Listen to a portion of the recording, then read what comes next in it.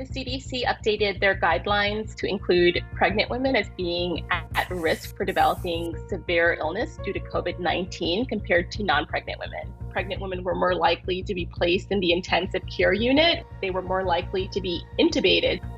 Essentially, pregnant women have a relatively depressed immune system, meaning that their immune system doesn't work as strongly as non-pregnant people. And one of the reasons why is because if their immune systems did work very strongly, they would reject the growing baby inside of them. So that's a reason, for example, why we want to make sure that pregnant women are up to date on their vaccinations. And I'm assuming once COVID-19 has a vaccine, we'll want to make sure they get that vaccination as well. Another finding was that we're seeing Black and Hispanic pregnant women are being disproportionately affected by COVID-19. And we found that there were significantly more Hispanic women and more Black women who were pregnant who ended up being hospitalized.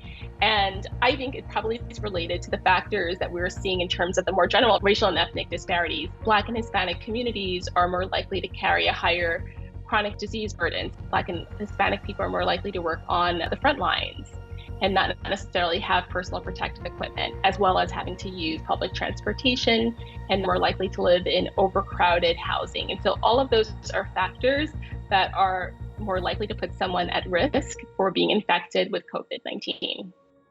I do think that these disproportionate numbers that we're seeing is a representation of our larger issue of racism. Even before the pandemic, the Black maternal mortality crisis in this country had gradually receiving a lot more press.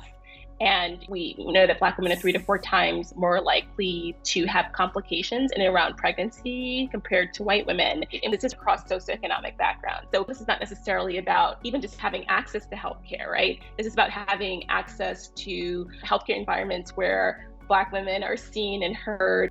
I think that there are definitely short-term strategies that we can employ, making sure that we're testing these patients frequently, making sure that we're doing contact tracing in and around these communities, since we know it's Black and Hispanic women that are being most disproportionately affected. And then making sure that if they are working, that they are safe on the job, that they have whatever personal protective equipment that they need to work safely, wearing a mask, good hand washing, and physical distancing, and making sure to emphasize to pregnant people that this is actually very important, because we're seeing that if they do catch coronavirus, that they're more likely to have more serious complications.